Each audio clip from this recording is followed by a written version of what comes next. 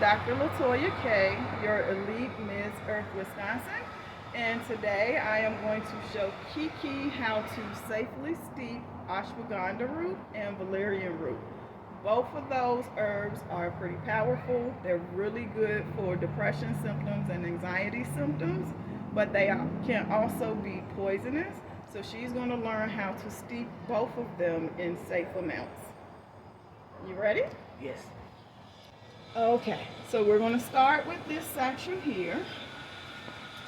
So this satchel has the ashwagandha in it. Okay. Now I want you to smell the ashwagandha and give your honest opinion. Okay. It's not too pleasant. Okay. Now I want you to smell the root inside the satchel. How is that? Good. Pretty good. It smells good. It's minty. Okay, so with the ashwagandha herb, because it smells terribly and it tastes terrible, you have to be able to mix it with other herbs. In this satchel, I have a 1/5 composition. It's just 1/5 ashwagandha root, and then there's pepper in it, ginger in it, lemon in it, and turmeric in it. Okay. So we are going to, this is your steeper. Okay.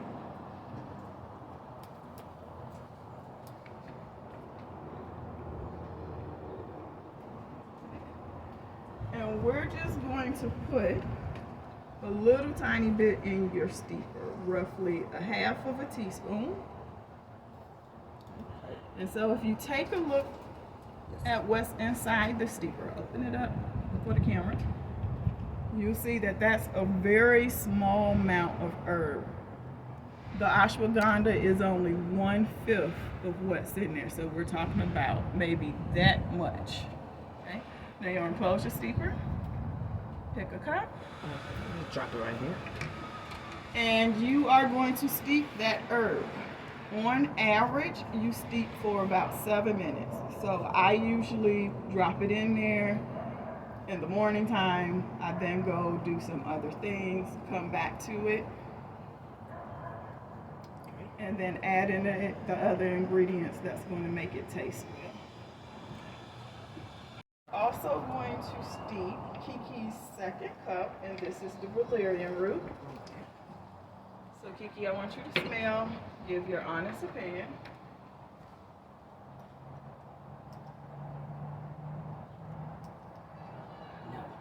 Doesn't smell good. No. So again, the key to steeping these is you have to cut it with other things. So It's not this strong, is but it smells a little bit better than that one. good. Yeah, definitely. So this one is also cut with ginger, and it's cut with pepper and peppermint. I'm sorry, not ginger, pepper and peppermint. So we're just going to do 1/2 teaspoon. With the valerian root, you can do a little bit more. So you can go a little bit above 1/2 teaspoon for that one, and up to a teaspoon. Okay. You're going to drop it in your cup. And we're going to let both of those steep for 7 minutes. And then we'll add in the other things to make it taste better. This is your ashwagandha. Notice it's a little darker. And, no, I'm sorry, this is your ashwagandha. This is your valerian root. Okay, so the valerian root is a little darker. But the color is looking good on it, and the color is also looking good on the ashwagandha. That lighter color is actually the turmeric in there, making it lighter. Okay, so now you are going to sweeten it to your liking. So when we are sweetening herbal teas, we use organic honey, because that is a healthy substitute for sugar. We don't use processed sugar. because processed sugar actually can create mental health symptoms, so it can cause anxiety. So we want to use honey, and we can also use stevia. That's an alternative to sugar. And one of my favorites, just to give the tea a little razzle dazzle, is guava. Guava is a fruit. It has an excellent taste to it. Most people like it, and it's a good sweetener. So it's an organic sweetener that has a really good taste to it. All right, so you're going to decide which one you want to do. Use your honey. I'm gonna use the honey. Okay. Here's some scissors so that you can cut your honey open.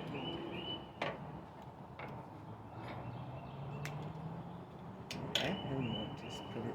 Yep, just go ahead and pour it on in there. Okay. Sweeten it to your liking. If people like a lot of sweetness from the honey, then I use your Okay, we'll sweeten the other one. Yep, your ashwagandha. Okay. And again, even though honey, organic honey, is the best or one of the best alternatives to processed sugar, it can still be fattening. So if you like a whole lot of sweetener, you may want to start with some honey and then cut it with some stevia. And of course, guava is also a great substitute that tastes really good. Okay. All right, so Let's check it out. you think check it out. Let's check it out. Okay, this is the Valerian. That's the Valerian.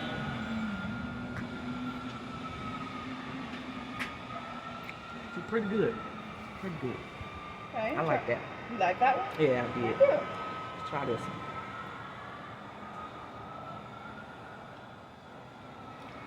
This is pretty good too.